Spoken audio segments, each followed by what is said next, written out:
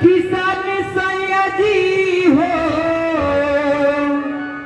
हो हो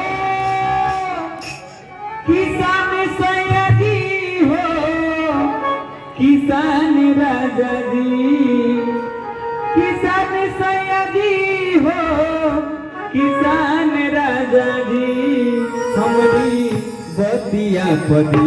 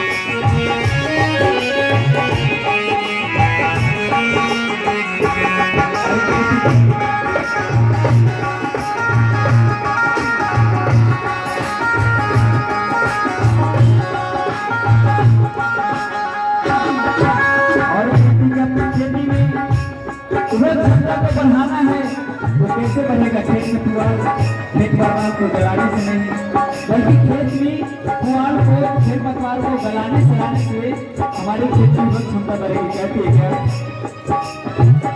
आप खेतवा में पढ़ली न गई हो बूढ़ी बरत सकती सैया के तके बढ़ी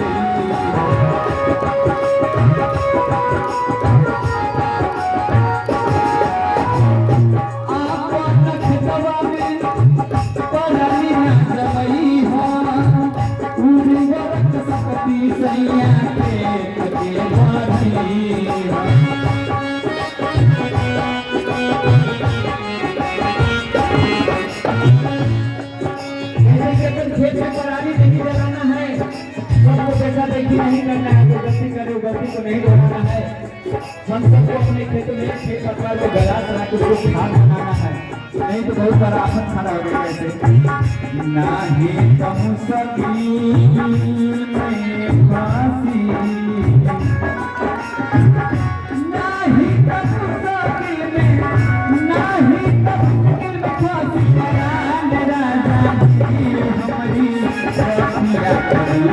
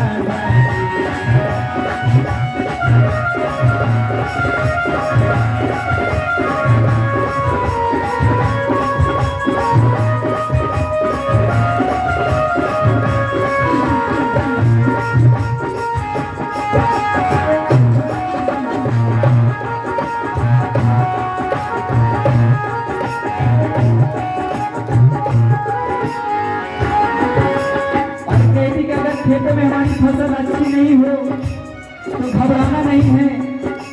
अनाधूल रासायनिक केमिकल का खाद का प्रयोग भी नहीं करना है। ऐसा काम करना है कि हमारे खेत का क्षति भी न हो और हमारा फसल भी अच्छा हो और हमारे स्वास्थ्य पे असर भी न करे। ऐसे क्या खेत का मिट्टी सैया जाति कर रही है और मालिक बीज सैया खेत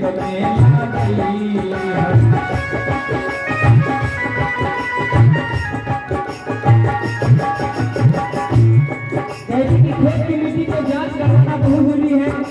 जैसे कि हम बीमार पड़ते हैं अपने शरीर को जांच करवाते हैं, ठीक उसी तरह हमारे खेत का हालत खराब हो जाता है तो उसके लिए हम मिट्टी को जांच करवाएंगे और वही बीज लगाएंगे जो कि प्रमाणित हो, उत्तम क्वालिटी का बीज हो, अपने कृषि विभाग से आकर के लगाएंगे।